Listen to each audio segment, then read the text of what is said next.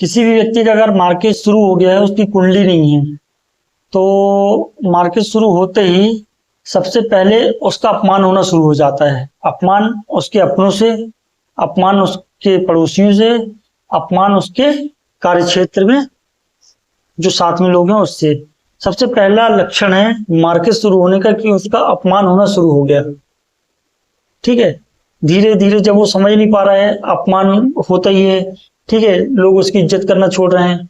Even कुछ दिन में ऐसा हो जाता है कि मार्केट की दशा जब 6 महीने 7 महीने या साल भर ज्यादा हो गई, 2 साल हो गई ना, और 2 साल से ज्यादा मार्केट की दशा वो झेल ले गया है, क्योंकि मार्केट जब भी लगेगा तो मिनिमम जो है वो 7 साल और मैक्सिमम 20 साल की मार्केट की दशा होती है, महादशा। तो अगर दशा लग गई है और साल 2 साल हो गया है, तो उसका जो नौकर होगा, जो उसके यहाँ मेड होगा, है ना, वो जो झाड़ू पोछा लगाने वाली मेड होगी वही उसकी बेइज्जती करने लगी। उसका जो ड्राइवर होगा वही उसकी बेइज्जती करने लगेगा। समझ जाओ कि इसकी मार्केट या विपरीत दशा या शत्रु ग्रह की दशा चालू हो गई है। ये सबसे पहला लक्षण है मार्केट का।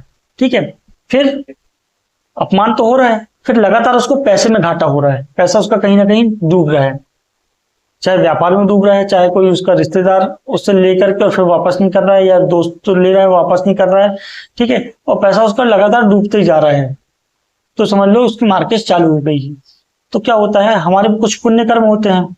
अब हमारे पुण्य कर्म है, तो पुण्य कर्मों की वजह से मार्केट हमको शारीरिक हानि नहीं पहुंचा पा रहा है, लेकिन वो मान सम्मान को ठेस पहुंचा रहा है और पैसे डुबा रहा है। समझ जाओ मार्केट लग गई, उसका कोई ना कोई उपाय अपने जो वहां पे आसपास में पंडित हो, ज्योतिष हो, साधु संतों, उनसे पूछ करके कर लेना चाहिए।